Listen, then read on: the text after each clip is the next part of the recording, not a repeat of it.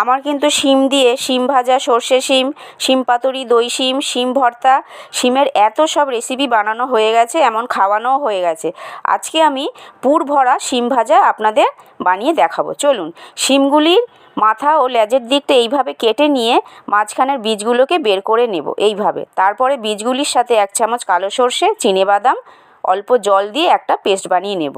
এরপর গরম তেলে কালো জিরে ফোড়ন দিয়ে পেঁয়াজ কুচি, লঙ্কা কুচি, অল্প নুন, আদা রসুনের পেস্ট, হলুদ গুঁড়ো, লঙ্কার গুঁড়ো, সর্ষের পেস্টটা আর সাথে ভেজে রাখা চিংড়ি মাছের পেস্ট দিয়ে ভালো করে মিশিয়ে নেব। এরপরে অল্প গরম মশলা, সামান্য ঝাল কাসুন্দি আচার, অল্প জল, অল্প চিনি, সামান্য ধনেপাতা আর অল্প বেসন দিয়ে আমি পুরো শুকনো করে নেব।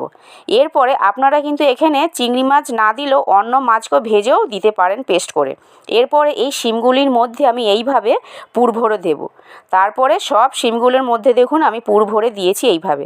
তারপরে গরম তেলে চাপা দিয়ে এইভাবে ভেজে নেব।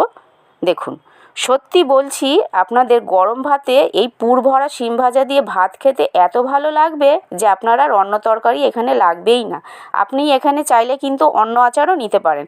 আমি এখানে একটু কাসুন্দি আচার নিয়েছি।